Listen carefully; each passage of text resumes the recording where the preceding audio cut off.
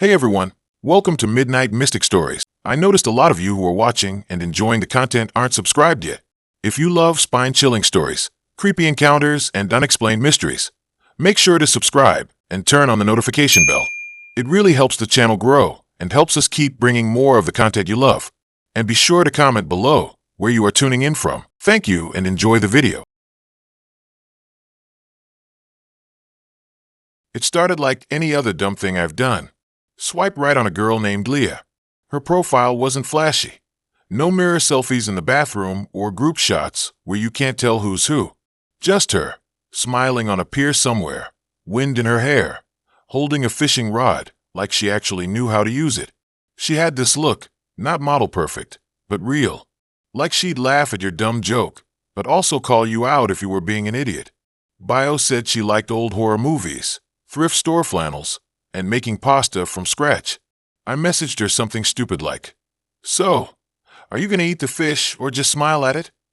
And she wrote back, "Only if it apologizes first." We matched. We talked. A week later, we made plans. She picked a place, a little Italian spot tucked between a laundromat and a closed-down video game arcade in the older part of town. Not romantic, not trendy, just normal. I like that. Showed up early, nervous, wearing my least wrinkled button-down and trying not to check my phone every 10 seconds. She walked in 10 minutes late, but it was fine. She had this black beanie pulled low, wore a green jacket that looked like it had survived a few winters, and carried a small canvas bag like she was going to art class or something. She smiled when she saw me, not the fake nice-to-meet-you smile, but the kind that actually reaches the eyes. We ordered wine, talked about dumb stuff, favorite pizza toppings, worst jobs we've ever had, whether pineapple belongs on pizza. She said yes. I almost left right then. 2 hours flew by. We laughed. She told me about how she used to live in a converted school bus in Montana for 6 months. I told her about the time I accidentally glued my hand to a bike seat. It felt easy. Real. After dinner, she suggested we walk. Said she didn't feel like going home yet. The night was cool, the kind where your breath fogs, but you don't need a coat. We wandered through the side streets, past flickering streetlights and houses with dim porches.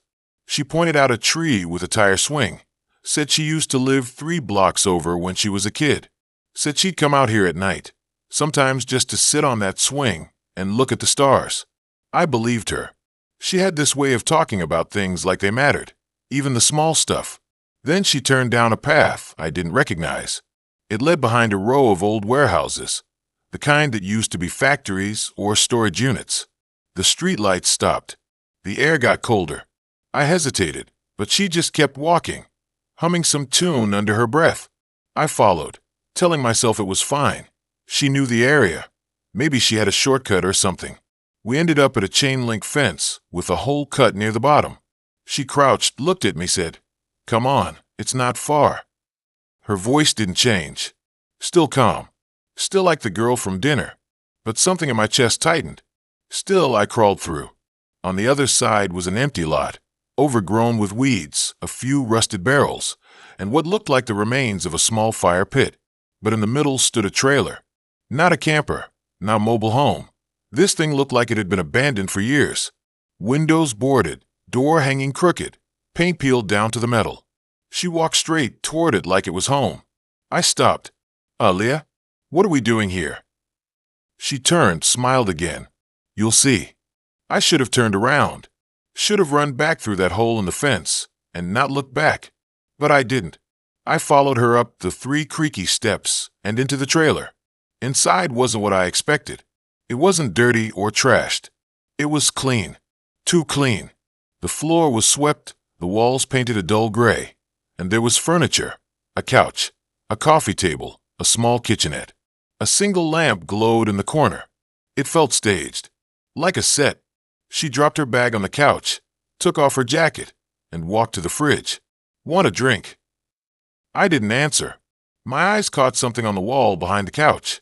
Photos, dozens of them, all Polaroids, taped up in a messy grid. And every single one was of a guy.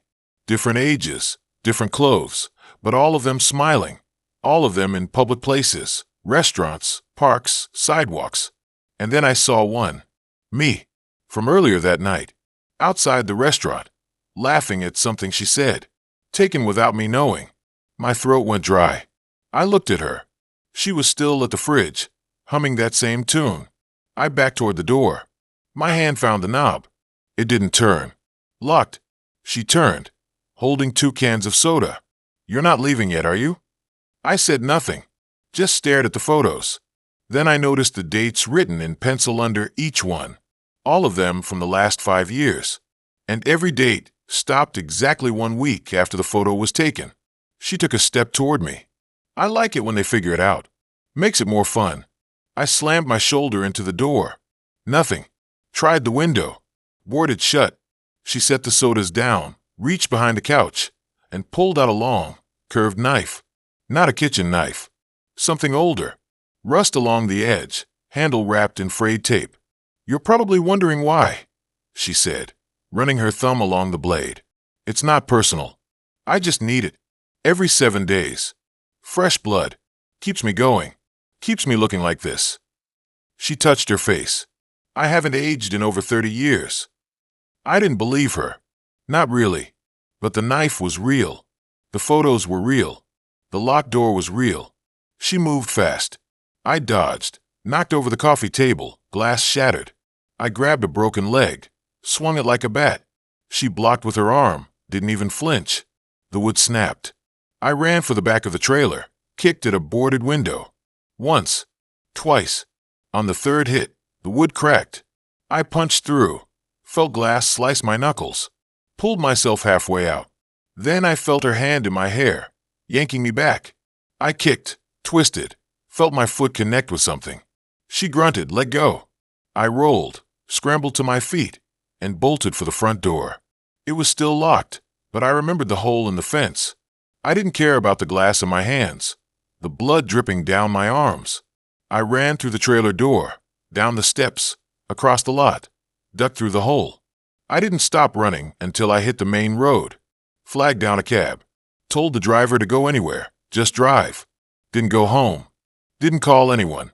Checked into a motel under a fake name. Washed the blood off, wrapped my hands in towels, and sat on the bed with the lights on. Next morning, I called the police. Gave them the address, the trailer, the photos. They sent a unit. Came back and said there was no trailer. No fence with a hole. Just an empty lot with weeds and a few old tires. No sign of forced entry. No records of Aaliyah matching her description. No missing persons reports that fit. I showed them the messages. The app. My phone was wiped. All the chats gone. Even her profile vanished. Like she was never there. I moved apartments. Changed my number. Deleted all my dating apps. Still, sometimes I see her. Out of the corner of my eye. At a bus stop. In a grocery store. Always wearing that green jacket. Always smiling. Last week, I found a Polaroid on my windshield. Me, asleep on the couch in my new place. Taken recently. On the back, in pencil, it said 7 days. I keep the lights on now. All of them. And I count the hours. I never thought I'd be the kind of guy who'd swipe right on someone just because they had a dog in their profile. But there she was, Lena, sitting on a park bench, laughing at something her golden retriever was doing in the grass. Her hair caught the sunlight in a way that made it look like it was glowing, and she had this crooked smile that made my stomach do something weird. I swiped. She swiped back. 2 days later, we were texting about music movies and how neither of us could cook to save our lives. It felt easy. Real. Like maybe, just maybe, this could actually go somewhere. Our first date was supposed to be coffee at this little place downtown with exposed brick and overpriced oat milk lattes. But the morning of, she texted saying she had to cancel. Her dog, Scout, wasn't feeling well. I said it was no big deal, told her to take care of him, and meant it. But then she followed up with, "Want to come over instead? We can just chill. I'll make tea." I don't know why that felt more intimate than meeting in public, but it did. And I said yes before my brain had time to catch up. She lived in one of those old converted warehouses near the river.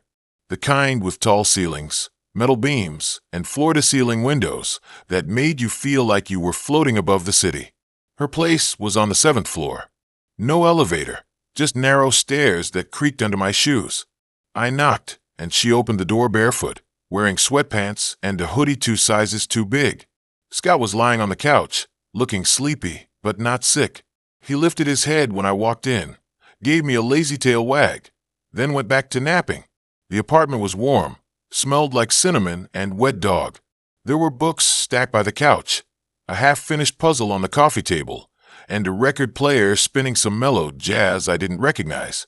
She offered me tea, and I took it, sitting cross-legged on the floor while she curled up on the couch. We talked about nothing and everything, her job in graphic design, my dumb office gig, the weird dreams we'd had the night before.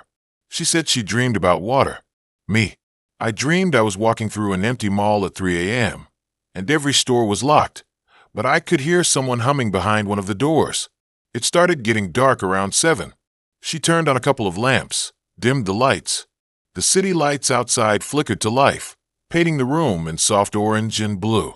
At some point, she got up to refill her tea and left the kitchen light off. I watched her move through the dim room, like she could see perfectly. Scout didn't stir. Then she came back with 2 mugs, handed me one, and sat closer than before. Our knees touched. I didn't move mine away. She smiled, sipped her tea, and said, "You're not like the other guys I meet." I laughed. What? Because I didn't show up with flowers and a pickup line? She didn't laugh, just stared at me with this look I couldn't read. No, because you're still here. I didn't know what that meant, but something in her voice made the air feel heavier. I took a sip of tea. It was too sweet, like she'd dumped in 3 or 4 sugars. My tongue felt sticky. I set the mug down and rubbed my palms on my jeans. She started talking again, but her voice sounded distant, like it was coming from the other end of a tunnel. The room tilted slightly. I blinked hard, tried to focus on her face, but her features kept blurring at the edges.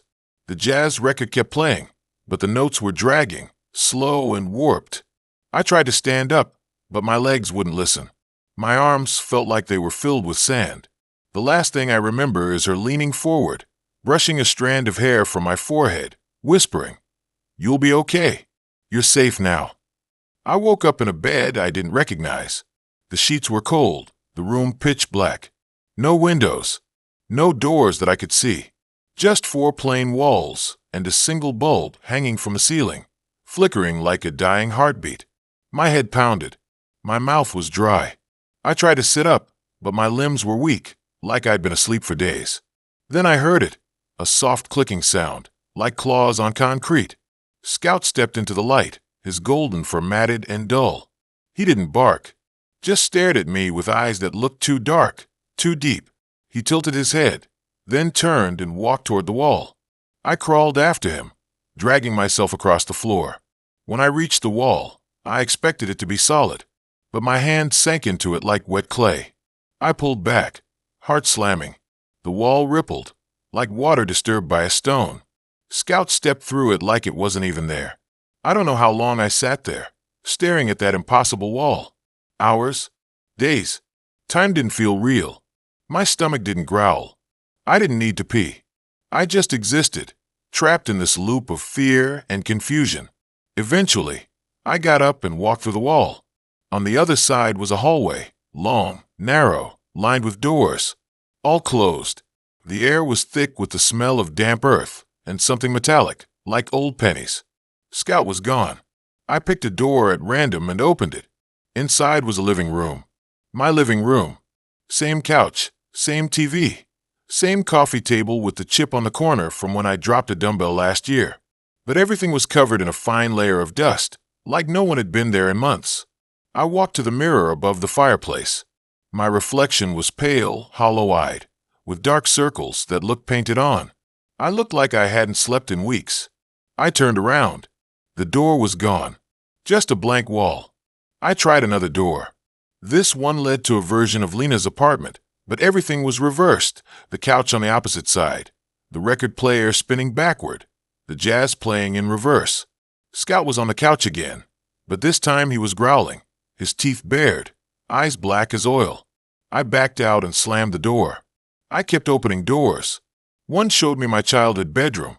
Another showed a hospital room with a body under a sheet. One was just a mirror room, endless reflections of me, all looking more terrified than the last. None of them had exits. None of them made sense. Then I found the door with the dog tag hanging from the knob. Scout's tag. I opened it. It was a basement. Concrete floor, low ceiling, a single bare bulb. In the center of the room was a metal chair. Tied to it was a guy who looked exactly like me. Same haircut, same jacket, same stupid watch I never take off. He was awake, eyes wide, mouth gagged. Behind him stood Lena, but not the Lena I knew. Her hair was longer, tangled. Her eyes were glassy, unfocused. She held a syringe in one hand, Scout sitting at her feet like a statue. She looked at me and smiled. "You're early." I tried to speak, but my voice wouldn't work. She walked over, cut my face like we were close. "You're the fourth. The others didn't last. But you're stronger. I can tell." I backed away. She didn't follow. Just watched me with that empty smile. I turned and ran down the hallway, opening door after door, but they all led to more versions of my life, twisted and wrong. A version where I never left my hometown. One where I died in a car crash last year. One where I'm sitting on a couch, drinking tea, laughing at something Lena said, completely unaware. I don't know how I got back to the first room, the bed, the flickering bulb, but I was there, lying down. Scout curled up at the foot of the bed, watching me. The door opened. Lena walked in with 2 mugs. "You're awake," she said, smiling. I was starting to worry. I didn't move, didn't speak. She set the tea down, sat beside me, brushed my hair like before. "You're safe now," she whispered. "You're home." I looked at the mug. Steam rising. Smell of cinnamon. Too sweet. I don't know how many times this has happened, or how many versions of me are still out there, trapped in other rooms. All I know is the tea is getting harder to refuse, and every time I drink it, the world feels a little more like hers. It was a Tuesday. I remember that because I had to leave work early, and my boss gave me that look like I was ditching for no good reason. But I wasn't. I was nervous. Not in a bad way. Just the usual butterflies, you know? The kind that make you check your hair 10 times before walking out the door. Adam lived in this older apartment complex on the edge of town, the kind with peeling paint and parking spaces that weren't assigned, so you always had to circle twice. I found a spot near the back, next to a dumpster that smelled like old pizza and wet cardboard. His unit was on the 2nd floor, number 214. I texted him I was outside. He said, "Come on up. The door's unlocked." That should have been the first red flag. Doors unlocked? In this place? But I didn't think about it. I was too busy trying to smooth my shirt and reminding myself not to talk too fast. I walked up the creaky stairs, the railing wobbling under my hand. The hallway smelled like mildew and someone's dinner, onions, maybe, or burnt garlic. His door was slightly ajar, just a crack, like he'd left it open for me. I pushed it open and stepped inside. The apartment was dark.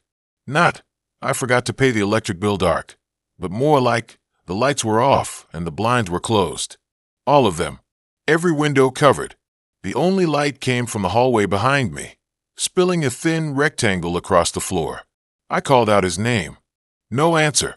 I stepped further in, kicking off my shoes like it was normal, like I'd been there before.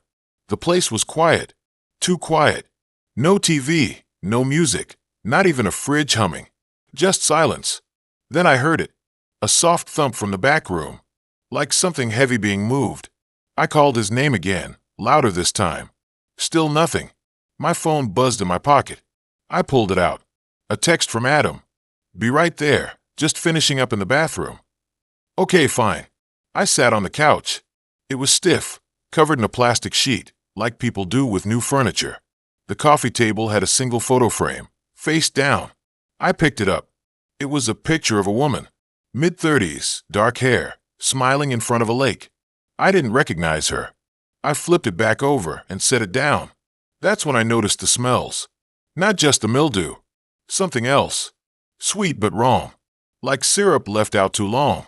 And underneath it, something sour, like meat forgotten in the back of the fridge. I stood up, walking toward the hallway.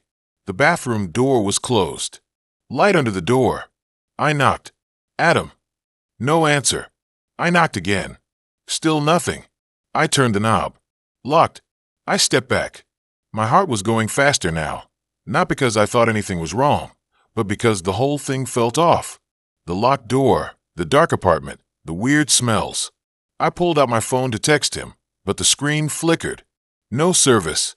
That was strange. We had service everywhere in the city. I moved toward the window, pulling the curtain back, just a crack. The glass was painted over on the outside, not painted like a design, but completely covered in thick black paint. I let the curtain fall back. That's when I heard the click. From behind me. I turned. The front door had shut, not slammed, just closed, like someone had pushed it. But I was alone. I walked to the door, turned the knob. Locked. Not just locked. Chained. I hadn't noticed the chain before. I pulled out my phone again. Still no signal. I tried calling 911 anyway. Nothing. Just silence. I went back to the bathroom door. Adam, if this is a joke, it's not funny. I pressed my ear to the door. Nothing. No water running. No movement. Just silence. I grabbed a vase from the side table, plastic, light, and smashed it against the doorknob. It barely made a dent. I did it again. And again. On the fourth try, the knob twisted. The door opened. The bathroom was empty. No Adam. No shower curtain, no towels. Just a tub, a toilet, and a sink. The mirror was cracked, covered in what looked like dried toothpaste. But the tub was full. Not with water. With something thick and dark. I leaned in. It wasn't water. It wasn't oil. It was hair. Thousands of strands, clumped together, tangled, wet. And at the bottom, something pale. A bar of soap? No. A finger bone. Clean, white, small. Like from a woman's hand. I backed out fast, hitting the wall. My breath was short, panicked. I ran to the bedroom. Door closed. I pushed it open. The room was empty except for a mattress on the floor and a closet with the doors wide open. Inside, hanging on a rack, were clothes. Women's clothes. Dresses, blouses, jeans. All different sizes. All neatly arranged. On the floor, a row of shoes. Pairs. Matching. But none of them mine. That's when I saw the box. Under the bed. Cardboard, taped shut. I pulled it out. The tape was old, yellowed. I ripped it open. Inside were phones. At least 10 of them. All different models, all cracked or broken. And next to them, wallets. IDs. I picked one up. A girl, early 20s, name blacked out, but the photo was clear. She was smiling. Happy. I recognized her from a missing persons flyer I'd seen at the gas station last month. I dropped the wallet like it burned me. I ran back to the front door, yanking at the chain. It wouldn't budge. I looked around for something to break it, something to smash the window. But the windows were painted shut. I grabbed a chair and swung it at the glass. It bounced off like the paint was metal. I tried again. Same thing. The chair leg snapped. I was breathing hard now, sweat on my neck. I pulled out my phone one last time. Still no signal. But then light. A single bar. I dialed 911. It rang once, then cut out. The screen went black. I smacked it against my palm. Nothing. That's when I heard breathing. Not from the bathroom. From behind me. I turned slowly. Adam was standing in the bedroom doorway. But not the Adam from the photos. This one was different. Thinner. Pale. His eyes were sunken. His lips cracked. He wore the same shirt from his profile, the taco one. But it was stained, the buttons mismatched. He smiled. Not a friendly smile. A slow, stretched thing that didn't reach his eyes. You shouldn't have opened the bathroom, he said. His voice was dry, like he hadn't used it in weeks. I backed up until I hit the wall. He stepped forward. One slow step. Then another. I didn't mean to, I said. I thought you were in trouble. He tilted his head. You're not the first to say that. I don't understand, I said. What is this? He looked past me, toward the bathroom. She wasn't supposed to go in there either. Who? I asked. Who's she? He didn't answer. Just kept walking. I slid along the wall, toward the kitchen. My hand found a knife block. I grabbed the biggest one. Held it out. Stop, I said. I'll call the police. He laughed. Soft. Quiet. You already tried. They can't hear you in here. I don't want to hurt you, I said. You already did, he said. By coming. I don't even know you, I screamed. You will, he said. Just like the others. I swung the knife. Not at him. At the air. A warning. He didn't flinch. Just kept coming. I backed into the counter. My foot hit something. I looked down. A loose floorboard. I dropped to my knees, pried it up. Underneath was a hole. And inside more bones. Small. Delicate. A jaw. A rib cage. All clean. Arranged like they'd been collected. I looked up at him. His face didn't change. No guilt. No anger. Just emptiness. They all came here, he said. Just like you. Thought I was normal. Thought I was lonely. But I'm not. I'm full. I don't know how I got out. I don't remember breaking the window or running down the stairs. I don't remember driving home. All I know is I woke up in my bed, the knife still in my hand, my clothes covered in dust and something sticky. I called the police the next morning. They went to the apartment. Found nothing. No Adam. No bones. No hair in the tub. Just an empty unit, vacant for months. The landlord said no one had lived there since a woman disappeared 2 years ago. Her name was Sarah. Last seen on a date with someone she met online. I still have the knife. I keep it under my bed. I don't go on dates anymore. Don't answer my door. And every time my phone buzzes with a match, I delete the app. Because I know now, some people aren't lonely. They're waiting. And they don't want love. They want replacements. I never thought something as normal as online dating could turn my life into a slow spiral of dread. It started like any other stupid thing I've done since moving to this city, bored, lonely, scrolling through an app on a Tuesday night, half watching a cooking show about lasagna while my microwave burrito did its thing. That's when I saw him. Not in a photo, not at first. He messaged me out of nowhere. No cheesy pickup line. No, hey beautiful. Just a simple, you look like someone who actually listens. That was it. No follow-up.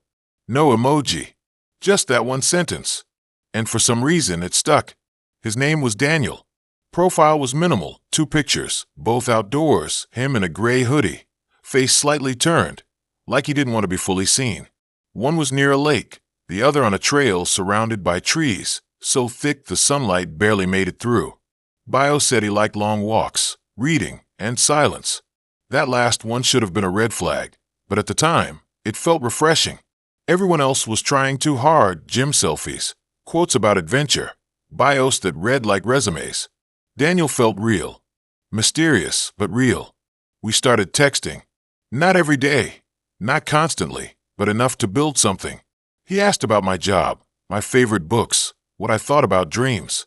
Not the dream job crap, actual dreams, like the ones you have when you're asleep. He said he remembered every single one he'd ever had. Said they were more real than waking life sometimes. I laughed it off, but later that night, I dreamed about standing in a basement with no stairs, just a single light bulb swinging above me, and a voice whispering my name from the corner. I woke up sweating, heart slamming against my ribs. First time in years. We agreed to meet at a coffee shop downtown. Neutral ground, public, nothing sketchy. I showed up 10 minutes early, wearing jeans and a black sweater, my hair down because I thought he might like that. He was already there, sitting at a corner table, hands wrapped around a mug, staring out the window. When he turned, I almost didn't recognize him. His eyes were too still. Not cold, not mean, just empty, like he was looking through me instead of at me. But he smiled, and it reached his eyes just enough to make me stay. We talked for 2 hours. He didn't ask about my ex, didn't talk about himself too much. Instead, he asked questions like, do you ever feel like you've lived this moment before? And if you could erase one memory, would you? Stuff that made my brain itch. He said he used to study psychology, but dropped out because the professors didn't understand the subconscious. He said dreams were messages, not random noise. Said some people are more open to them, receptive. He looked at me when he said that, like he was seeing something behind my eyes. I left feeling weird, not bad, just off. Like I'd been hypnotized without realizing it. But I agreed to a second date. He suggested dinner at his place. Homemade pasta. I hesitated, but he seemed so calm, so normal. Plus, he sent a photo of his kitchen, clean, modern, a big window over the sink. Nothing suspicious. When I got there, the building was older, brick, tucked between a laundromat and a closed-down bookstore. His apartment was on the 3rd floor. No elevator. The hallway smelled like old wood and something faintly sweet, like apples left too long in a drawer. He opened the door before I could knock. Wore the same gray hoodie. Smiled like he'd been waiting. The apartment was quiet. Too quiet. No TV, no music, just the hum of the fridge. The lights were low, warm, like candlelight, but not quite. He led me to the dining area. Small table, 2 chairs, a single candle in the center. He said he liked to cook in silence. Said it helped him focus. I watched him move around the kitchen, precise. No wasted motion. He didn't turn on the overhead light. Just the stove flame and the dim lamp in the corner. Dinner was good. Really good. Garlic, butter, fresh herbs. But halfway through, I noticed something. The walls. They weren't painted. They were covered in paper. Not wallpaper, actual sheets, taped up, covered in writing. Tiny handwriting, every inch filled. I leaned slightly, trying to read it without being obvious. Dates, times, descriptions of dreams. My name was there. Not once. Multiple times. With underlines. Arrows pointing to other names. Women I didn't know. Next to each name, a date. All within the last 2 years. My stomach dropped. I looked at Daniel. He was watching me. Chewing slowly, eyes steady. No reaction. Like he wanted me to see it. I made an excuse about needing the bathroom. He pointed down the hall. Last door on the left. The bathroom was normal. Sink, toilet, mirror. But the mirror, when I looked into it, my reflection didn't move right. Just a half-second delay, like it was catching up. I blinked, rubbed my eyes. It was fine. But when I turned to leave, I saw something on the back of the door. A list. My name at the top. Then a series of dates. The first one was the night I first messaged him. The last one was tonight. I walked back to the table. Daniel was cleaning his plate, stacking it neatly on the counter. He didn't sit back down. Just stood there, facing the window. "You read it," he said, not turning around. Not a question. I said I had to go. My voice sounded weak, higher than usual. He nodded, still not looking at me. "You're the most receptive one so far," he said. "The dreams are stronger with you. Clearer." He finally turned. His face was calm. "I don't hurt them. I just need to remember. And to remember, I have to be inside the dream. You have to be asleep." I backed toward the door. He didn't move. "You've been in my dreams," he said. "Every night since we started talking. You just don't remember. But I do. And soon you will too." I ran. Down the stairs, out the front door, across the street. I didn't stop until I was 3 blocks away, leaning against a bus stop, gasping for air. My phone buzzed. A message from Daniel. Just a photo. My bedroom. Taken from the corner near the ceiling. The timestamp was from 2 nights ago. The same night I dreamed about the basement. I changed my number. Deleted the app. Moved apartments. Told no one, not even my sister. But it didn't matter. The dreams came back. Stronger. More detailed. Always the basement. Always the voice. Only now I could see him. Standing in the corner, hood up, watching. And every time I wake up, my room feels different. Smaller. The air heavier. Like someone's been breathing in it while I slept. Last night, I found a sticky note on my fridge. My handwriting. But I don't remember writing it. It said, "Asterisk, you're almost ready. One more dream and you'll understand. Asterisk." I haven't slept since. I'm writing this at 3:17 a.m. Lights on. Coffee cold. Door locked. Chair pushed against it. I can hear something downstairs. Not loud. Just a creak. Then silence. Then a soft hum. Like someone singing, but not quite. I don't know how he gets in. I don't know how he's in my head, but I know one thing. He's not trying to hurt me. He's trying to bring me into his world. And the worst part? I think I've already been there. I never thought a dating app could ruin my life. Not the way it did, anyway. I mean, sure, I've swiped left on dudes with fish pics, ghosted guys who sent memes instead of actual messages, and once matched with someone who claimed he was a professional mermaid trainer. Which, cool for him, but nah. But this wasn't just a bad date. This was the kind of thing you don't tell people at parties, because they'd either laugh or call the cops on you. I met him on Swipe Link, this new app that's supposed to be for real connections only. Whatever that means. His name was Craig. Not sexy, not exciting, but his profile was clean. No gym selfies, no duck faces, just him smiling in front of a lake with a dog. The dog looked happy. That's what sold me. Plus, he said he liked hiking, cooking, and rainy days. All normal stuff. No red flags, except maybe the fact that his bio said, "I don't believe in love at first sight, but I do believe in love by the third date." Cheesy, but harmless. We started chatting. He was funny, not trying too hard. Asked about my job, my dog, my favorite pizza topping, pineapple fight me. After a week of back and forth, he asked me out. Dinner and a walk, nothing crazy. I picked a place, this little Italian spot downtown, cozy. Always packed, bright lights, lots of people. Safety first, right? The night started okay. He showed up on time, dressed nice but not over the top. Apologized for being 5 minutes late because of traffic. He had this calm voice, deep but not creepy, and he smiled a lot. Real smiles, not the fake ones people give when they're trying to look friendly. He opened the door for me, asked if I wanted wine, remembered I was allergic to shellfish when the waiter mentioned the special. All green lights. But then, halfway through the second course, he started asking questions. Not normal ones. Like, do you ever feel like someone's watching you when you're alone? I laughed it off, said yeah, sometimes, when I leave the shower and forget my towel. He didn't laugh, just stared. Then he said, "I know exactly how that feels, because I've been watching people. For years." I froze, my fork hovered over my pasta. I thought he was joking, but his face didn't change. No smirk, no twitch, just calm, like he'd said something as boring as the weather. I mumbled something about needing the restroom and went to the bathroom, heart thudding. I checked my phone, thought about calling my friend, but what would I say? My date just admitted to being a stalker? That sounds insane. Maybe he was just messing with me. Some dark humor thing. I went back, tried to act normal, changed the subject to movies, asked if he'd seen the new horror flick. He nodded and said, "I like horror because it's honest. People die. No fake happy endings." Then he leaned in and whispered, "You'd be surprised how quiet a house gets after someone stops screaming." That's when I knew. This wasn't a joke.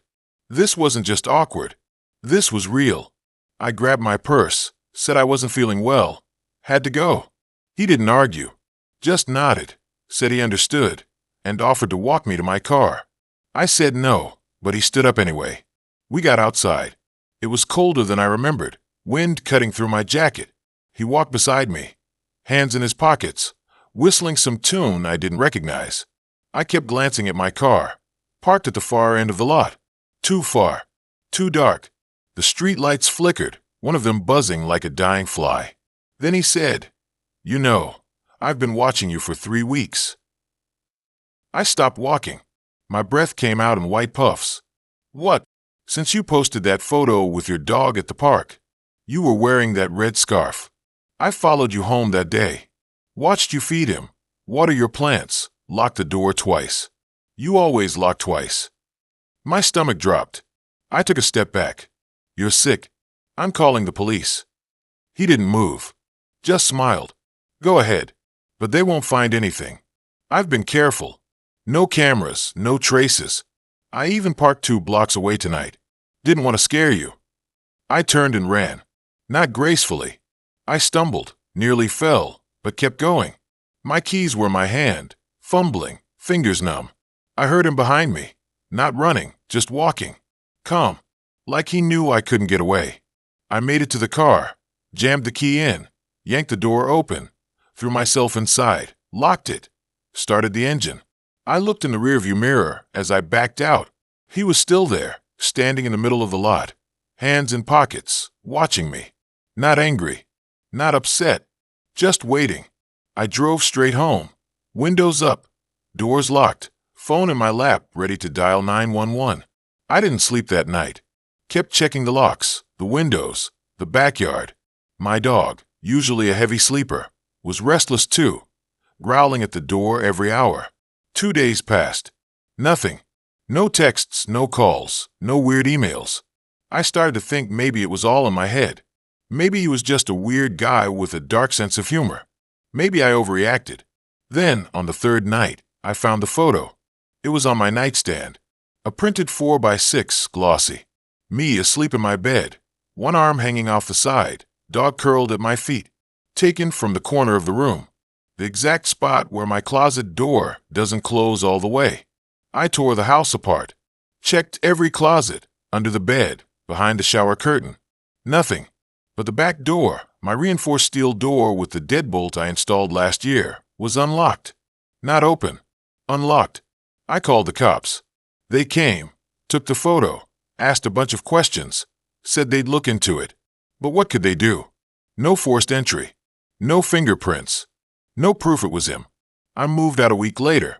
Left the apartment, the furniture, even my favorite mug. Just packed a suitcase and drove to my sister's place 2 states over. Changed my number, deleted all my apps, got a new dog carrier with a lock. Thought I was safe. Then, last Tuesday, I came home from work and found a note on my windshield. Not in an envelope. Just folded, held down by the wiper blade. It said, "Asterisk, I like your new haircut. Blue looks good on you, asterisk." I haven't left the house since. Not for work, not for groceries, not even to walk the dog. I keep the lights off, the blinds closed, the security system on high. My sister checks on me through the peephole every few hours, leaves food by the door. And every night, around 2:17 a.m., my phone buzzes. No caller ID. Just a single text. Still watching. I don't know how he found me here. I don't know how he knows what I'm doing. I don't know why he's doing this. But I do know one thing. He's not just watching. He's waiting. So there's this app everyone's obsessed with now, SwipeSync. Not because it's better than the others, but because it actually works. Like, people actually go on real dates, stay matched for weeks, even see each other again. My buddy Jake swore he met his now-girlfriend on it after only 3 swipes. Said she looked like a mix between a yoga instructor and someone who could beat you up in an alley. I didn't believe him until I saw them together at brunch, laughing over avocado toast like they'd known each other forever. That's when I downloaded it. I wasn't desperate or anything. Just tired of hanging out with the same crew every weekend, watching the same shows, hearing the same jokes. I wanted something different. Someone different. So I set up my profile with a decent pic, me in a black hoodie, standing in front of that mural downtown, the one with the giant owl made out of flowers. Wrote something simple. Into long walks, bad movies, and good coffee. Let's skip the small talk. Got a few matches right away. Most were boring. One girl sent a selfie with her cat wearing sunglasses. Cute, but nah. Then I got her. Her name was Lila. Profile pic was her on a beach, back turned, looking at the ocean. Long brown hair, bare feet in the sand. Bio said, "I remember every dream I have. Last night I dreamed about a house with no doors." That's it. No smiley faces, no looking for my partner in crime. None of that crap. Just that one line. Weird, but I liked it. Felt real. We matched. Started texting. She didn't play games. Answered fast. Asked questions that weren't the usual "what do you do?" or "favorite color." Instead, she asked if I ever had a moment where time felt sticky, like it slowed down for no reason. I told her about this one time in middle school when the clock in math class stopped making sense for like 10 minutes. I swear the second hand was moving backward. She said she knew exactly what I meant. We talked for 5 days before she agreed to meet. Not at a bar, not a coffee shop. She wanted to meet at this old planetarium on the edge of town. Said it closed years ago but she knew someone who could get us in. I thought she was messing with me. Then she sent a photo of the inside. Dome ceiling, cracked projector, dusty control panel. Be here Saturday, 10 p.m. Bring a flashlight. I should have said no. Should have laughed it off. But I didn't. I was curious. And yeah, maybe a little into her already. Saturday came. I drove out past the industrial zone, past the shuttered mini-golf place, past the abandoned drive-in theater with its rusted speaker posts. The planetarium was squat and gray, half hidden behind a line of dead trees. No lights on. No cars. I parked and texted her. Here. She replied. Asterisk go to the side door. It's unlocked star. I did. Pushed it open. Inside, the air was thick, like walking into a closet full of old books and wet carpet. I turned on my flashlight.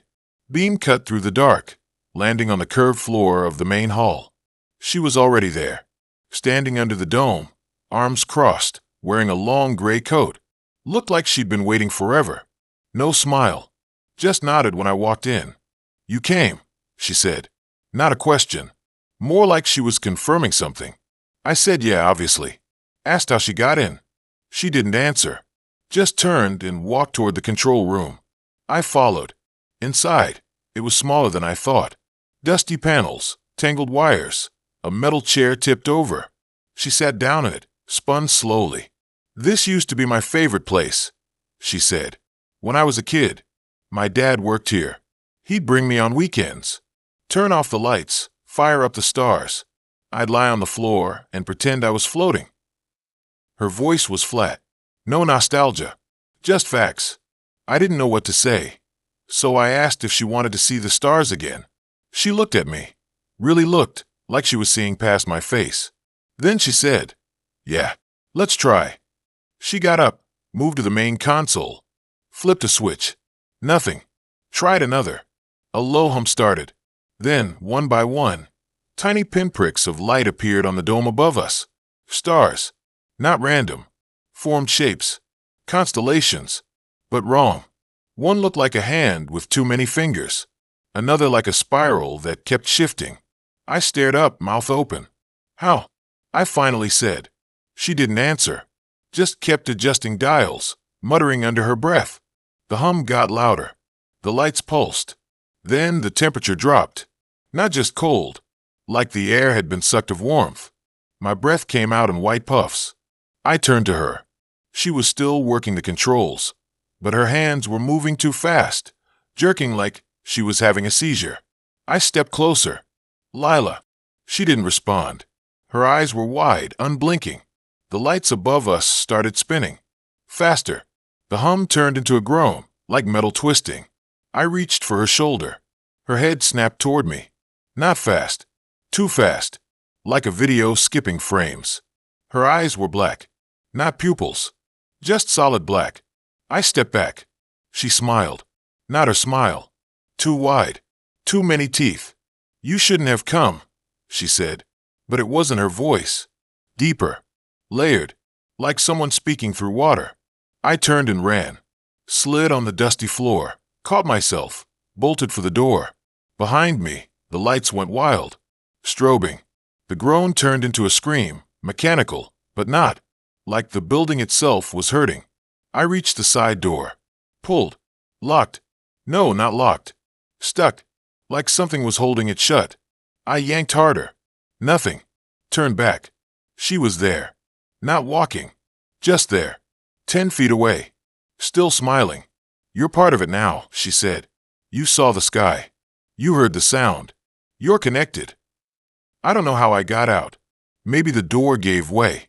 Maybe I broke it. I remember running to my car, fumbling with the keys, peeling out onto the road. Didn't look back. Drove straight home. Locked the door. Checked every window. Every closet. Felt stupid, but also not. Because when I turned off the lights in my room, I saw it. On the ceiling. Faint. Like a reflection. Stars. Moving. Shifting into shapes I didn't recognize. I covered it with a blanket. Didn't sleep. Texted her in the morning. What the hell was that? No reply. Blocked me. Checked her profile. Gone. Like she never existed. But it didn't stop. That night, the stars were back. On my walls. On the bathroom mirror. Always moving. Always forming patterns. I started hearing the hum. Not loud. Just there. In the walls. In the pipes. In my head. I stopped going to work. Stopped answering calls. I read everything I could about the planetarium. Found old news articles. It shut down in the 90s after a technician died. Fell into the projector room during maintenance. Crushed. His name was Daniel Voss. Lila Voss was listed as next of kin. I drove back last night. Needed to know. The side door was open. Inside, the control room was clean. No dust. No wires. The console was on. Humming. The dome above was dark. I stepped in. Lila. Silence. Then a whisper. Not from one place. From everywhere. You came back. I turned. She was there. Not the girl from the beach. Older. Paler. Dressed in a janitor's uniform. Her eyes normal. Human. I'm sorry, she said. I didn't want to do it. But it needs two. One to run the machine. One to see the sky. He picked you. I asked who. She pointed up. The dome lit up. Not stars. A face. Twisted. Stretching across the curve. Mouth open in a silent scream. Her father. Trapped. Feeding the machine. Keeping it alive. And now it wanted me. She said she tried to warn me with the dream thing. The sticky time. That was him, reaching through. Trying to stop her. But she had no choice. The machine demands balance. A watcher. A scene. I ran again. Broke my phone on the way out. Threw it in a storm drain. But I know it doesn't matter. Because last night, I woke up and the stars were on the ceiling again. And this time, they spelled my name. So I met her on this dating app, right? Not one of those sketchy ones everyone jokes about, but the big one everyone uses. You know the type. Swipe left, swipe right, match, ghost, repeat. I'd been doing it for months, barely talking to anyone past 2 messages. Then she showed up. Her name was Leah. Profile pic was her laughing on a beach. Wind in her hair. Golden light hitting her face like some movie scene. Bio said she liked long walks, bad jokes, and horror movies. I thought, cool. Someone who doesn't take themselves too seriously. Sent her a dumb pun about zombies and brains. She replied with one about vampires and bad blood. We were off. We texted for like 2 weeks. Not constant, but enough that I started looking forward to my phone buzzing. She wasn't pushy, didn't ask for nudes or anything weird, just normal back and forth. We talked about music, stupid stuff we hated. That one teacher in high school who scared us for no reason. She said she worked at a vet clinic, loved animals, had a cat named Pickles. Sounded real. Felt real. After a while, she suggested meeting. Coffee. Daytime. Public place. All the boxes checked. I said yeah. We picked this little place downtown. One of those quiet ones with mismatched chairs and chalkboard menus. I got there early, nervous, ordering a black coffee just to have something to do with my hands. When she walked in, I recognized her from the photo, but better. She had this calm energy, like she wasn't trying to impress anyone. Smiled when she saw me, sat down, said my name like she'd known me for years. We talked for over 2 hours. No awkward silences, no forced topics. Just easy, like we'd already known each other. I remember thinking, this is actually happening. Like for real. We ended up walking around the city after, just talking. She pointed out this mural no one ever notices. Told me about the guy who painted it during a snowstorm. We shared fries from a food truck. She stole one from my hand and laughed when I pretended to be mad. It felt like a movie, but the good kind. The kind where you forget you're watching something. By the end of the day, I was hooked. We started seeing each other every weekend. Sometimes just hanging out. Sometimes go to shows or flea markets. She had this thing where she'd find weird old trinkets, broken watches, rusted keys, chip mugs, and say they had stories. She'd hold them like they were important. I thought it was cute, kind of quirky. One night, she took me to this abandoned mini-golf course on the edge of town. Overgrown, faded windmills, cracked concrete. She said it was her favorite spot to think. We sat on a bench near the last hole. looking at the graffiti-covered clown face. She leaned her head on my shoulder. I remember the smell of damp grass and her shampoo. I thought I was falling for her. Maybe already had. Then things got off. It started small. She'd text me late at night, asking if I was alone. Not in a flirty way. More like she was checking. Then she started showing up unannounced. Once, I opened my door and she was just standing there, smiling, holding a thermos. Said she wanted to surprise me. I let her in, but it felt weird, like she'd been watching. Another time, I mentioned in passing I liked this one brand of soda. Next day, my fridge was full of it. Not the kind of full, like stacked to the top. I asked her about it. She just said she saw it on sale and thought of me. But I didn't tell her I liked it until that morning. And she didn't live near me. I tried to brush it off. Maybe she was just really into me. I'd heard about people like that. Over the top, love bombing, whatever the term is. But then I started noticing other things. Like how she never talked about her family. Or her past. If I asked, she'd change the subject fast. Or how she never let me come to her place. Always met at mine, or somewhere public. Said her apartment was a mess. Whatever. Then one night, I woke up to my phone buzzing. 3:17 a.m. It was her. A single message. You're still asleep, right? I didn't reply. Just stared at it. Why would she ask that? Why care? I sat up, looked around my room. Everything normal. But I got this feeling, like someone had been in there. Not a spooky ghost feeling. More like the air was wrong. Like the space had been used while I wasn't paying attention.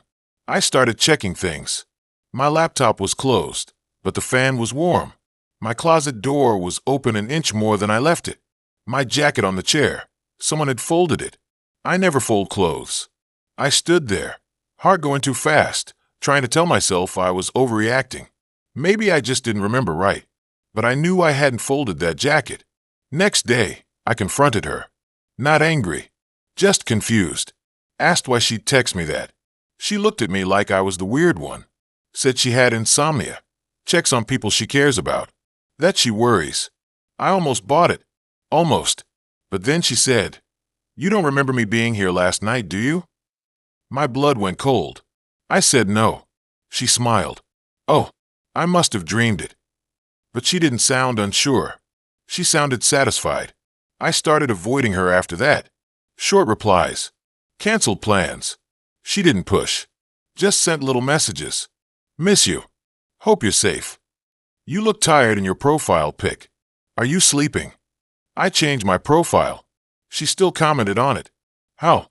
She shouldn't even see it if I wasn't active. Then I found the photos. I was cleaning out my phone, going through old pics. And there they were. Dozens of them. All of me. Sleeping. In my bed. Shirt off, mouth open.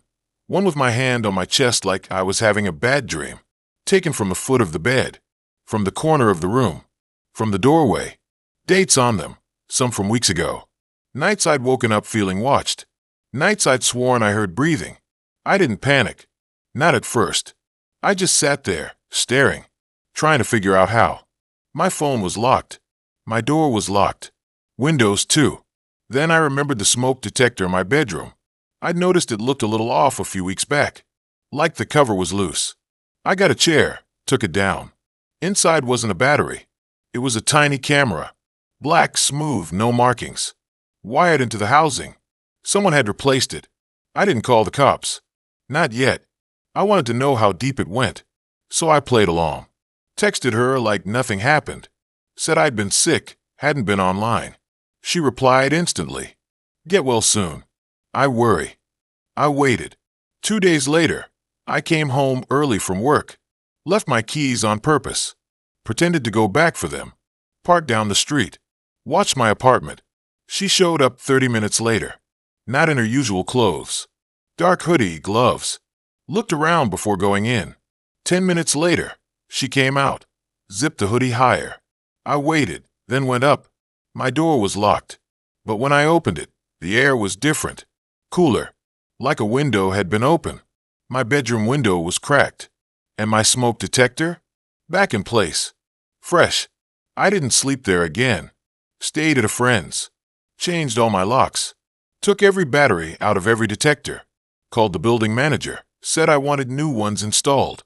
He came the next day, took the old ones down, handed them to me. I kept them. I thought that was it. I thought she'd back off. But yesterday, I got a package. No return address. Inside was a small wooden box, carved old. I opened it. Inside was a key, rusty, and a note, not typed, handwritten. You left this behind. I didn't leave anything, but I recognized the key. It was from my old apartment, the one I lived in 2 years ago, the one I never gave her the address to, the one I didn't even remember the key still existed. And underneath the key, a tiny camera, smaller than the one in the smoke detector. This one was shaped like a button, like it could have been sewn into clothes. I don't know how she got it. I don't know what she wants. But I know she's not done. Because today my mom called. Said someone came by the house asking about me. A girl. Said she was my girlfriend. Mom said she seemed nice. Asked if I'd been acting strange lately.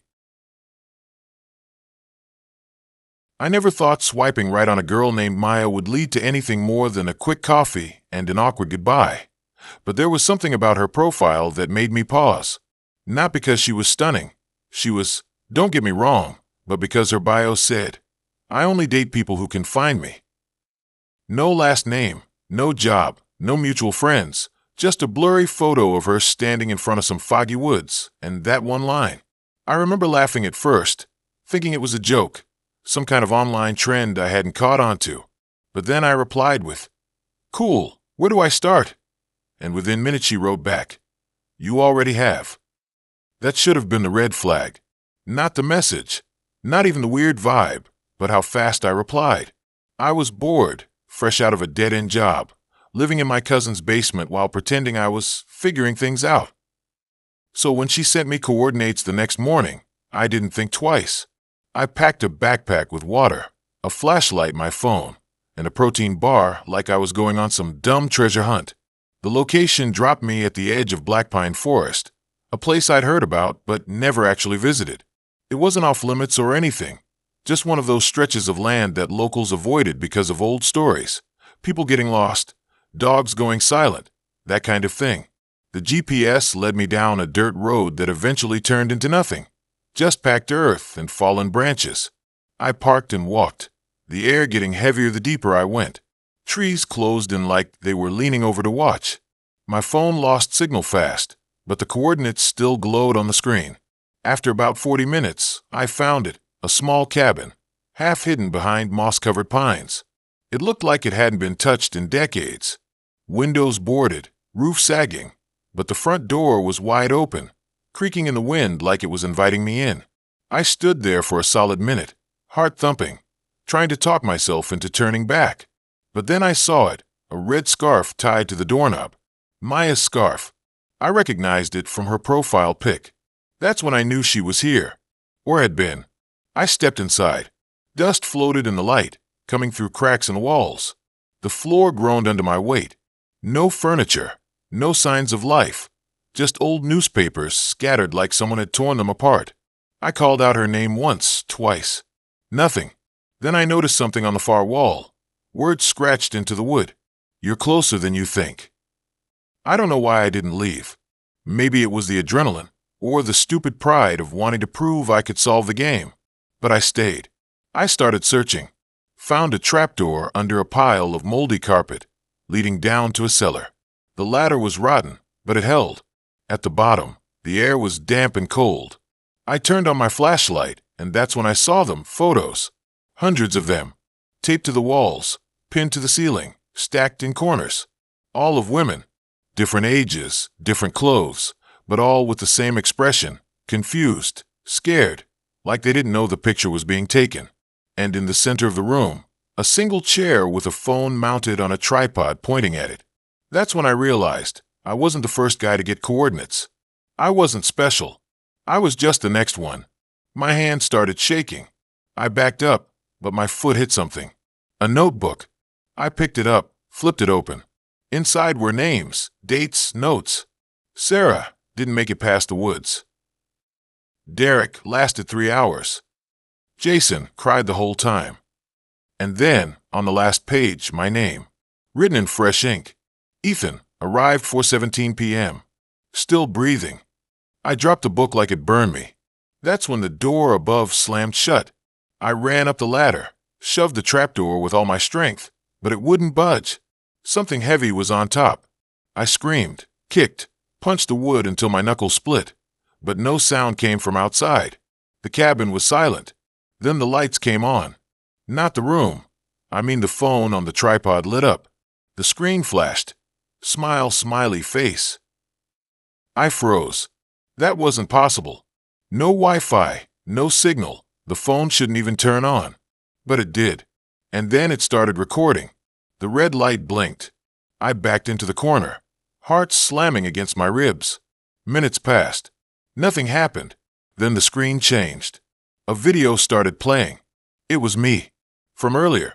Walking through the trees. Looking at the cabin. Stepping inside. Every angle, every moment. Like someone had been following me the whole time. And then, in the footage, I saw it. A figure in the trees, just behind me. Wearing a mask made of stitched-together fabric. Like old clothes sewn into a face. It never moved fast.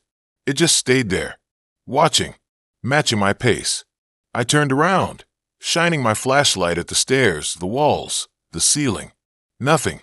But the phone kept recording. The screen now read, "Your turn to watch." Another video started. This one was different. A girl, tied to that same chair, mouth covered with tape. She was thrashing, eyes wide, tears streaming. The camera stayed fixed on her while someone off-screen hummed. A lullaby. I didn't recognize the tune, but it was slow, off-key, like a music box winding down. After a few minutes, the humming stopped. The girl stopped moving. The video ended. Then another one played. A guy this time. Same chair. Same gag. Same humming. Same ending. I must have watched 6, maybe 7 of them before the screen went black. Then, new text. "You have 20 minutes to leave, or you'll be next." I didn't waste time. I grabbed the ladder and started kicking the trapdoor with everything I had. Wood cracked. Dust rained down. On the 5th kick, it gave way. I climbed out, sprinting across the cellar floor, up into the cabin, then through the front door and into the trees. I didn't look back. I ran until my lungs burned, until the trees thinned, until I saw my car. I drove home without stopping, locked every door, checked every closet, stayed awake all night with the lights on. The next day, I deleted the dating app, blocked the number Maya used, tried to convince myself it was a prank, some elaborate setup. But that night, as I lay in bed, my phone buzzed. No caller ID, just a message. "You left your backpack." I checked the backseat of my car. It was gone. 3 days later, a package arrived at my cousin's house. No return address. Inside was my backpack, soaked in something dark and sticky. And at the bottom, a new phone. Screen cracked, but on. Playing a loop of me running through the trees. The masked figure right behind me. Closer than before. The recording quality was too good. Like it wasn't from a phone. Like it was filmed from someone's eyes. I threw the phone in the river. Burned the backpack in the backyard. Told no one. But last night, I saw something in my bathroom mirror. Just for a second. A flash of red. The same shade as Maya's scarf. And behind me, in the reflection, the shape of someone standing in the hallway. Not moving. Just breathing.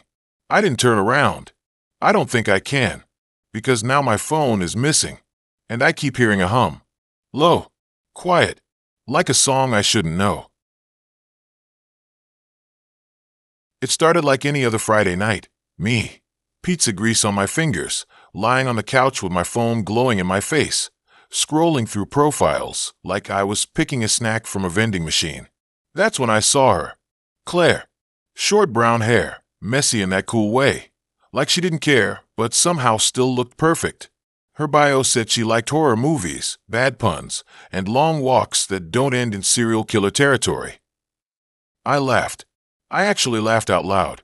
That's how I knew I had to message her. We talked for days. Not that weird small talk everyone does at first. No, "Hey, how's your day?" Nonsense. Real stuff. She told me about how she hated cilantro because it tasted like soap, and I admitted I still slept with a nightlight sometimes after watching too many scary movies as a kid. We were weird in the same way. It felt easy. Too easy, maybe. But I didn't care. When she suggested we meet at this old diner off Route 17, Sandy's Diner, the kind with cracked vinyl seats and a jukebox that only played 80s rock, I said yes before she even finished typing. The place was farther out than I expected. GPS kept cutting out once I passed the last gas station, and the streetlights got sparser until they just stopped. My phone barely had signal. I remember thinking, this is fine. People still live out here. It's not like I'm driving into a movie. I pulled into the parking lot just after 9. The diner was lit up like a beacon in the dark, neon sign buzzing, one of the letters flickering, S_NDYs. The lot was empty except for a beat-up blue pickup with a dented tailgate. I texted her, I'm here. Your truck? No reply. I waited inside. The air smelled like old coffee and fried onions. A guy in a greasy apron wiped down the counter without looking at me. I sat in a booth near the window, watching my breath fog up the glass. 10 minutes passed. Then 20. I checked my phone again. Nothing. No new messages, no running late. Not even a read receipt. I started to feel stupid. Maybe she bailed. Maybe she realized I was boring or weird or whatever. I was about to get up and leave when the bell above the door jingled. It was her. She walked in like she owned the place, wearing a black hoodie with the hood down, hair slightly damp like she'd just come in from the rain. She smiled when she saw me, and that smile made my chest feel tight in a good way. She slid into the booth across from me, tossing her phone on the table like it was nothing. Sorry, she said. Car trouble. Had to walk the last mile. Her voice was lower than I expected, kind of rough, like she'd been smoking even though she told me she didn't. We talked. A lot. More than we ever did over text. She told me about her dog, a mutt named Rex who hated thunderstorms. I told her about my dumb dream of opening a food truck that only served grilled cheese with weird toppings. She laughed at the one with jalapenos and honey. We ordered milkshakes, chocolate for me, strawberry for her, and the waitress barely looked up when she dropped them off. Time slipped by. I didn't notice the clock, didn't care that it was past midnight. The world outside the diner windows was just black now, no headlights, no movement. It felt like we were the only two people left. Then she said, "You want to get out of here?" I nodded like an idiot. Of course I did. We left our half-finished shakes on the table, the straws still in them. The air outside was colder than it should have been for early fall. My breath came out in thick clouds. She didn't seem to mind. She walked fast, not toward the parking lot, but down a narrow dirt path behind the diner. "Shortcut," she said. "My place is just past the woods." I hesitated. "Your place? I thought you were driving." She stopped, turned, looked at me. "I walked here, remember? Car's still broken." That didn't make sense. If her car broke down, why didn't she call a tow? Why walk all the way here just to meet me? But I didn't say anything. I just followed. The path was barely visible under the moonlight, overgrown with weeds and tree roots snaking across the ground. Branches scraped my arms. The deeper we went, the quieter it got. No crickets, no owls, nothing. Just the sound of our feet crunching on dead leaves. After 10 minutes, the trees opened up into a small clearing. There was a cabin, old, leaning to one side, paint peeling like sunburnt skin. One window had a light on, yellow and flickering. She didn't knock, just pushed the door open and stepped inside. I stood there, heart thudding. Something was off, really off. But I couldn't turn back now. Not after coming this far. Inside, it smelled like damp wood and something else, metallic, sharp. Blood? I didn't want to think about it. The living room was cluttered with boxes, old furniture, and a TV with the screen cracked. On the wall, there were photos, dozens of them, all of women, different ages, different hair, different clothes. But they all had one thing in common. They were all taken in public places, cafes, parks, gas stations, and every single one had a red circle drawn around their face. I looked at Claire. She was watching me, expressionless. "That's a lot of pictures," I said, trying to keep my voice steady. She didn't answer, just walked over to a drawer, pulled out a Polaroid camera. Click. A flash. She handed me the photo before it fully developed. It was me, sitting in the diner booth. The timestamp in the corner said 9:07 p.m., but I hadn't noticed anyone taking my picture. I hadn't even looked up. My hand started to shake. She reached behind the couch and pulled out a shoebox. Opened it. Inside were more photos. Me again, walking into my apartment building yesterday. Me buying snacks at the gas station last week. Me sleeping, through my bedroom window, the flash reflecting in the glass. How? I whispered. She tilted her head, like I was a bug she'd never seen before. You were easy, she said. Too eager. Too lonely. You didn't ask questions. Didn't wonder why I agreed to meet so fast. Didn't care that I knew your name before you told me. I backed toward the door. My fingers fumbled with the knob. Locked. You're not Claire, are you? I said. She smiled. Claire was the girl who used to live here. Before me. Before me. Not before she died. Before me. Like she'd taken her place. Worn her skin. Used her profile. Her laugh. Her voice. I lunged for the window, smashed it with my elbow. Glass cut into my arm, but I didn't feel it. I climbed through, fell onto the dirt, scrambled up. I ran. No path, just straight through the trees, branches whipping my face, roots tripping me. I didn't look back. I didn't stop until I reached the road. My car was still there. I fumbled with the keys, got in, slammed the door, locked it. I turned the engine on and peeled out, tires spitting gravel. I drove straight to the police. Told them everything. They checked the diner. Sandy's was closed for renovations. Had been for 6 months. No employees working that night. No blue pickup in the lot. They went to the cabin. Found nothing. No footprints. No photos. No sign anyone had been living there. Just an empty, rotting building with a broken window. They said I probably imagined it. Stress. Sleep deprivation. Maybe I fell asleep on the couch and dreamed the whole thing. But I know what I saw. Because 2 days later, I found a Polaroid taped to my front door. It was me, asleep in my bed. And on the back, written in red ink, first date jitters? Let's try again. I left my number under your windshield wiper. Call me. I haven't touched my phone since. I keep the lights on. I don't go outside after dark. And every time my door creaks, I freeze. Because I know she's not done. She likes the chase. She likes the fear. And worst part, I already swiped right. I already said yes. And she remembers my name. I downloaded a dating app after my buddy Jake kept bragging about how he met some girl who made him pancakes at 3 in the morning and didn't even flinch when he spilled syrup on her couch. Said she laughed like it was the funniest thing ever. I didn't believe him, but I was bored, lonely, and honestly kind of desperate to not spend another Friday night arguing with a video game AI while eating cold pizza straight from the box. Anyway, her name was Lila. Profile pic showed her sitting on a wooden dock with her feet in the still, glassy lake. Sunlight hitting her hair, just right so it looked like gold wire. She had this half smile, like she knew a secret you didn't. Bio said she liked old horror movies, hiking, and making pottery. No gym selfies, no duck faces, no photos with dogs she probably didn't even own.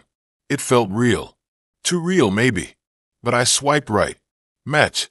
We started talking. She responded fast, not too eager, not too cold. We joked about bad blind dates, swapped movie recommendations, and after a few days, she asked if I wanted to meet up. I said yes. Dumb move?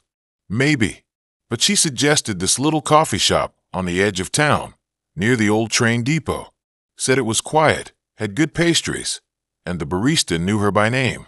Sounded harmless. Felt safe. I wore jeans, a clean hoodie, and actually combed my hair. Drove over on a Saturday afternoon, parked across the street, and texted her I was outside. She said she'd come out in a minute. I waited. Watched the door. 10 minutes passed. Then 20. Checked my phone. No new messages. Walked inside. Empty except for the guy behind the counter wiping down the espresso machine. I asked if a girl named Lila was there. He gave me this blank look. Said no one like that had come in all day. I showed him her picture. He squinted, shook his head. Never seen her. Weird, I thought. Maybe she changed her mind. Maybe she got spooked. I texted her. No reply. Unmatched me an hour later. I shrugged it off. Ghosted. Happens. Annoying, but not the end of the world. I almost forgot about her until Tuesday. Got a message. From her. Said she was sorry that something came up. Family stuff. Asked if I wanted to try again. This time at her place. She lived in one of those old converted warehouses downtown. Artist lofts. Industrial vibes. Exposed brick. That kind of thing. She sent a photo of the building. Tall, narrow. Dark red brick with tall windows that looked like eyes. Said her unit was on the 4th floor. I could come by Friday night. Bring wine if I wanted. I did. A cheap bottle of red. The kind you grab last second because you don't know what you're doing. Showed up at 8. The front door was heavy metal, buzzing system. I pressed her unit number. No answer. Tried again. Nothing. Waited. Checked my phone. She'd read the message I sent saying I was downstairs. No reply. Then the door clicked open. No voice, no warning. Just unlocked. I pushed it and stepped into a dim hallway with concrete floors and flickering overhead lights. Smelled like dust and something else. Wet stone, maybe. Old pipes. I took the stairs instead of the elevator because the elevator looked like it hadn't worked in a decade. Each step echoed. 4th floor. Her door was at the end of the hall. Number 417. Paint was peeling. I knocked. Door opened on its own. Not all the way. Just enough to swing inward with a slow, groaning creak. I called her name. Nothing. Pushed it wider. Lights were off. Place was empty. No furniture. No rugs. No signs anyone lived there. Just bare floors, blank walls, and a single lamp in the corner, flickering like a dying bulb. I stepped in. Said her name again. My voice bounced off the walls. Then I saw it. A phone on the floor. Hers. Screen cracked, but still on. Locked. I picked it up. No password. Opened it. Messages from me. Photos of the lake, the dock. All fake. None of it real. I checked her profile on the app. Still up. Still active. But no other matches. No mutual friends. Nothing. That's when I noticed the closet. Door slightly open. Dark inside. I didn't want to look. But I did. Pulled it open. Hanging there, like clothes on a rack, were outfits. Dozens of them. All different styles. Hoodies, dresses, button-ups. And each one had a tag. Names written in Sharpie. Jake. Tyler. Marcus. Me. My stomach dropped. I backed out. Heart slamming. Phone still in hand. Ran down the stairs. Didn't care about the noise. Burst through the front door. Cold air hit my face. I didn't stop walking until I was 2 blocks away. Hand shaking. Breathing hard. Next day, I deleted the app. Blocked her number. Told myself it was some sick prank. Some catfish with a creepy sense of humor. But I couldn't sleep. Kept thinking about those tags. Those names. Jake. My Jake. The one with the pancake girl. I found him on social media. Posted a photo 2 weeks ago. Arm around a girl with gold wire hair. Sitting on a dock. Same lake. Same smile. I messaged him. Asked if it was real. He said yeah. Her name was Lila. Sweet girl. Quiet. Loved old horror movies. They'd been seeing each other for a month. I told him to check her place. He laughed. Said he'd been there.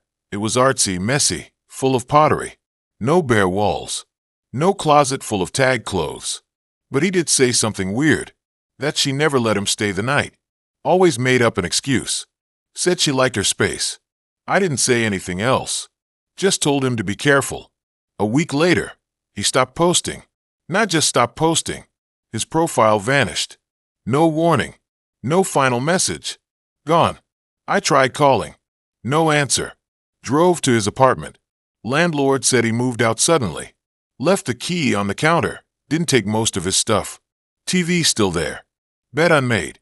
I stood in his hallway, staring at his door, and realized something. The hoodie he always wore, the one he loved, the gray one with the frayed sleeve, was missing. The one in the closet, tagged with his name. I should have gone to the police. But what would I say? My buddy disappeared after dating a girl who might not exist. That I found a fake apartment full of clothes with names on them. They'd think I was nuts. Or worse, involved. So I did the only thing I could. I went back to the warehouse.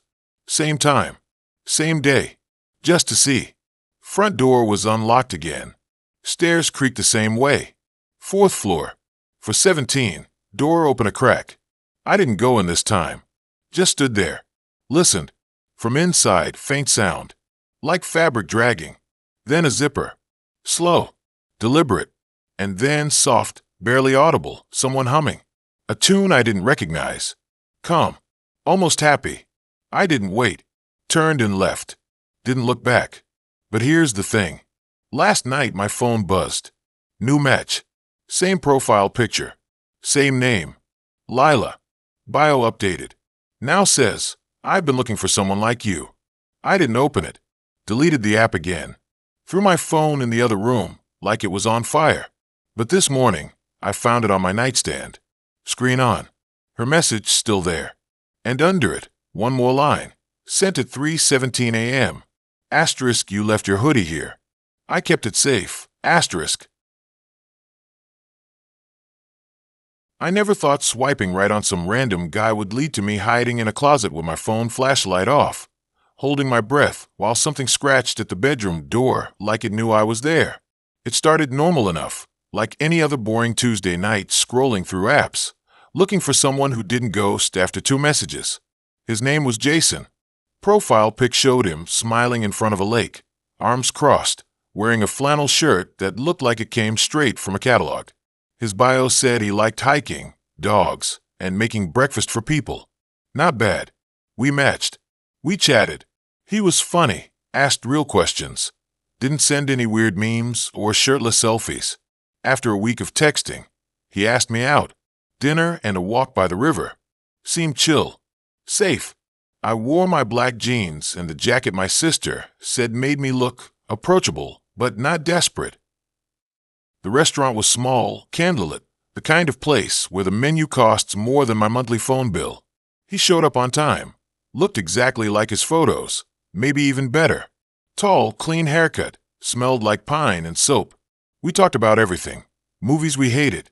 That one teacher in high school who gave pop quizzes every Friday. Our weird food combinations. He liked peanut butter on pickles. I laughed way too hard. By the time dessert came, I was thinking, okay, maybe this is actually going somewhere. He suggested a walk after. The river path was lit by old-fashioned street lamps, the kind that cast long shadows, but still made everything feel cozy. We walked close, shoulders brushing, and I remember thinking how easy it was, how natural. No awkward silences, no trying too hard. When he took my hand, it didn't feel forced. It felt like something that was supposed to happen. We ended up at his place. Not planned. Just sort of happened. He lived in this converted loft downtown, one of those industrial spaces with exposed brick and high ceilings. He said he worked in architecture, which explained why everything looked like it belonged in a magazine. The couch was gray. The coffee table had books stacked just right, and there was a record player spinning some soft jazz tune I didn't recognize. We sat close, talking, and then kissing, and before I knew it, we were in his bedroom. It was dark, warm, the kind of room that made you want to stay. I remember the sheets were cool against my skin. We fell asleep wrapped up in each other, and for the first time in a long time, I felt calm. I woke up around 3 a.m. to the sound of water running. Not the shower, the sink in the bathroom attached to his room. The door was cracked open, light spilling out in a thin yellow line. I sat up, rubbed my eyes, thinking he was brushing his teeth or whatever. But then I heard it. A low hum. Not a song. More like a vibration, deep and steady, like something mechanical. I called out his name, soft at first. No answer. Just the water and that hum. I got up, wrapped the sheet around me, and walked to the bathroom. The door creaked when I pushed it open. The sink was running, faucet turned all the way, water overflowing onto the floor. But no one was there. The mirror was fogged, but I could see shapes in the steam. Lines, like someone had drawn on it. I reached out, wiped a section clear. There were words, not written in marker or soap. carved, shallow but deliberate, my name, and under it, still here. I backed up fast, heart slamming, and that's when I noticed the cabinet under the sink was open. I never open other people's cabinets, but something about it felt wrong, like it was supposed to be closed. I crouched down, peered inside. Toothpaste, razors, a spare towel. Nothing weird. But then I saw it. A small metal box tucked behind the pipes. I pulled it out. No lock, just a latch. Inside were photos, dozens of them, all women. Different hair, different clothes, but all in this room, all in his bed. And all of them had the same look on their faces. Not happy, not sad, empty, like they were somewhere else. And on the back of each one, a date. The most recent was 2 weeks ago. My hand started shaking. I dropped the box, stood up too fast, hit my head on the cabinet. The noise echoed. That's when the water shut off. The hum stopped. Silence. Then footsteps. Coming from the hallway. Not walking. Dragging. Like someone heavy, moving slow. I froze. The bedroom door was closed. I hadn't closed it. I was sure of it. I didn't think. I just moved. Dropped the sheet. Grabbed my clothes. Shoved them on as quiet as I could. The footsteps got closer. Closer. I looked around. No windows in the bedroom. Just the door. I couldn't go out there. I spotted the closet. Big, floor to ceiling. Built into the wall. I yanked it open. Slipped inside. Pulled the door shut just as the main door creaked open. Darkness. Thick and heavy. I pressed myself against the back. Bare feet on cold wood. Trying not to breathe. I heard him walk in. Felt a shift in the air. He didn't turn on the light. Just stood there. Then the bed creaked. He sat down. I could hear him breathing. Slow. Even. Like he was waiting. Minutes passed. My phone buzzed in my jeans pocket. Loud. Too loud. I fumbled to silence it, but it was too late. The closet door flew open. Light from the hallway hit my face. He stood there, not angry. Not surprised. Just calm. Wearing the same flannel shirt from his profile pic. His eyes didn't look right. Too wide. Too still. He reached in. Grabbed my arm. Not hard, but firm. Pulled me out like I weighed nothing. I tried to scream, but my throat locked up. He walked me to the bed. Sat me down. Then sat beside me like nothing happened. Then he smiled. Not at me. At the wall. At the photo hanging above the nightstand. It was me. Taken earlier that night. Before we fell asleep. I never saw a camera. I never heard a click. He leaned close. His breath warm on my ear. You're different, he whispered. You stayed awake. I didn't understand. Not then. But I do now. He doesn't kill them. Not really. He collects them. Their presence. Their energy. Their fear. He said some stay for days. Some for weeks. But eventually, they go quiet. Their eyes go blank. They sit in the corner, watching, not speaking, not moving. He showed me the basement later. Not that night. A few days after. I didn't leave. I couldn't. Not because he locked the doors. Not because he threatened me. Because every time I tried to walk out, I ended up back in the bedroom. Same clothes. Same time. Like the world reset. The basement is cold. Concrete walls. Pipes running across the ceiling. And chairs. Rows of them. Facing a blank wall. And in each one, someone. Women. All of them I've seen in the photos. All of them staring. Not at me. At nothing. He calls them the quiet ones. Says they're at peace. Says I'm the only one who still fights. I don't know how long I've been here. Days. Weeks. Time doesn't work right. I tried smashing the mirror. It didn't break. I screamed until my voice gave out. No one came.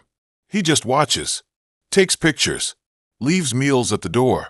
Always the same. Scrambled eggs, toast, orange juice. My favorite. Sometimes I hear them. The quiet ones. Not with my ears. In my head. Whispering. Telling me to sit. To stop fighting. To join them. Last night, I almost did. I walked down the stairs, barefoot. Heart slow. Like it wasn't mine anymore. I sat in the empty chair at the end. Felt the calm. Felt the pull. But then I saw my reflection in the metal pipe above. My eyes. Still mine. Still scared. Still alive. So I ran back up. Locked myself in the bathroom. Scratched my name into the mirror. Just like the others. Proof I was here. Proof I remember. He hasn't come for me yet. Maybe he's waiting. Maybe he knows I'm close. Maybe he wants me to break on my own. I don't know how much longer I can hold on. The whispers are louder now. The bed feels softer. The photos on the wall blink when I'm not looking. But I'm still here. I'm still writing this. I don't know who'll read it, if anyone will. But if you're out there, and you see a guy with a flannel shirt, smiling too much, asking too many questions, don't go to his place. Don't fall asleep. And whatever you do, don't wake up to the sound of water running. So there's this app. You know the one. The kind that shows up in ads when you're doom scrolling at 2 a.m. All soft lighting and smiling faces, promising you love with zero effort. Swipe, match, chat, meet. Easy. I downloaded it after my buddy Jake swore his girlfriend came from it. Said she was real, not some catfish. I didn't believe him, but I was bored, lonely, and honestly, desperate enough to try anything. Her name was Mira. Profile picture was her standing in front of a lake at sunset, hair blowing like she was in a shampoo commercial. Bio said she liked long walks, horror movies, and making pasta from scratch. Said she was new in town. Sounded too good to be true. But I matched anyway. We started talking. Not the usual, hey, how's it going garbage? She actually responded. Asked about my job, my favorite movies, if I believed in ghosts. I told her I did, sort of.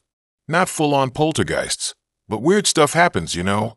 She said she once lived in a house where the lights turned on by themselves every night at exactly 3:17 a.m.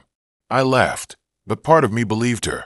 There was something about the way she typed, like she was thinking before she answered. No emojis, no LOL. Just full sentences. It felt real. We agreed to meet at this little coffee shop downtown, the kind with exposed brick and sad indie music playing too loud. I got there early, ordered a black coffee, sat near the window, nervous. Not because I was scared of her, just because I hadn't done this in years. Real dates, not hookups. When she walked in, I almost didn't recognize her. Same face, sure, but something was off. Her movements were too smooth, like she was gliding instead of walking. She smiled, sat down, said my name like she'd known me forever. Her voice was soft, but flat. No inflection, like she was reading lines. We talked, or I talked. She listened, asked questions, nodded at the right times. But her eyes never really focused on me. They'd drift to the window, the ceiling, the barista behind the counter. When she did look at me, it felt like she was scanning me, like a barcode. I tried to ignore it. Told her about my dog, my job at the auto shop, how I liked fixing old cars. She said she liked that. Said she liked things that work. That's how she put it. Things that work. After coffee, she suggested we go for a drive. Said she wanted to see the city at night. I agreed. Stupid, but I wanted to believe it could work. We got in my truck, an old Ford with a busted radio. She sat close, but not too close. Kept her hands in her lap, palms up, like she was offering them to someone. The drive started normal. Downtown, then the river road, then out toward the woods. I asked if she wanted to go back. She said no. Said she liked the dark. Said it felt safe. Then she told me to pull over. I did. Gravel crunched under the tires. Trees surrounded us on both sides, thick and silent. No streetlights. No other cars. She turned to me and smiled. Not a nice smile. One that didn't reach her eyes. Said she had something to show me. Got out, walked around to the passenger side, opened the glove compartment, pulled out a small black box. I didn't even know it was there. I'd never seen it before. She opened it. Inside was a key. Old, rusted. Looked like it came off a skeleton. She handed it to me. Said, "This is yours now." I asked what it was for. She didn't answer. Just stared. Then she said, "You're the only one who can open it." I asked what it was. She leaned in, so close I could smell her breath, like wet soil and old paper, and whispered, "The door." I laughed. Nervous. Said it was a weird joke. She didn't laugh. Just kept staring. Then she reached into her coat and pulled out a photo, handed it to me. It was me, but not me. I was standing in front of a house I'd never seen, wearing clothes I didn't own. Behind me, in the window, was a figure. Tall, thin, face blurred. The date on the back was yesterday. I dropped the photo. Asked how she got it. She said, "You gave it to me." I didn't. I swear I didn't. My heart was pounding. I told her I wanted to go back. She didn't move. Just sat there, hands back in her lap, waiting. I started the truck. Tried to back up. The engine wouldn't turn over. I tried again. Nothing. Not even a click. I checked the battery, the fuses. Everything fine. But the truck was dead. That's when she started humming. Low, quiet, like a lullaby. I couldn't make out the tune. But it felt familiar. Like I'd heard it in a dream. She reached over, took my hand, and placed the key in my palm. Closed my fingers around it. Said, "You'll find the house soon. It's been waiting." I pulled my hand back. Told her to get out. She didn't. Just kept humming. I opened the door and ran. Didn't look back. Just sprinted down the road. Branches whipping my arms, tripping over roots. My breath came in gasps. Behind me, I heard the truck start. Smooth, like nothing was wrong. Then headlights cut through the trees. Slow. Following. I ran harder. Found a dirt path, veered off. Ended up in someone's backyard. Crouched behind a shed, shaking. The truck passed by, lights sweeping the trees. Then silence. I walked for hours. Ended up at a gas station on the edge of town. Called a cab. Got home. Locked the door. Checked every room. Turned on all the lights. Sat on the couch, staring at the key in my hand. Didn't sleep. Couldn't. Next morning, I searched online for Mira. Her profile was gone. The app said no matches found. I called Jake. Asked about his girlfriend. He looked at me like I was crazy. Said he didn't have a girlfriend. Never used that app. I showed him the messages. He said they weren't real. Said I must have imagined them. But I didn't. I started seeing things. At work. In the garage. Tools moved when I wasn't looking. My reflection in the side mirror would blink when I didn't. One night, I woke up and the key was on my nightstand. I'd locked it in the toolbox. I checked the windows. All closed. Locked. Then I found the photo. Not the one she gave me. This one was on my phone. Taken last night. Me asleep. And standing beside the bed. A tall figure. Face blurred. Same as the photo. I started driving. Not sure where. Just needed to move. Ended up on the same river road. Pulled over where we'd stopped. The truck started fine this time. I got out. Walked into the trees. Followed a path I didn't remember. Came to a clearing. In the middle, a house. Old. Paint peeling. Windows dark. And in the front door, a lock. Rusty. Matching the key. I stood there for an hour. Maybe more. No birds.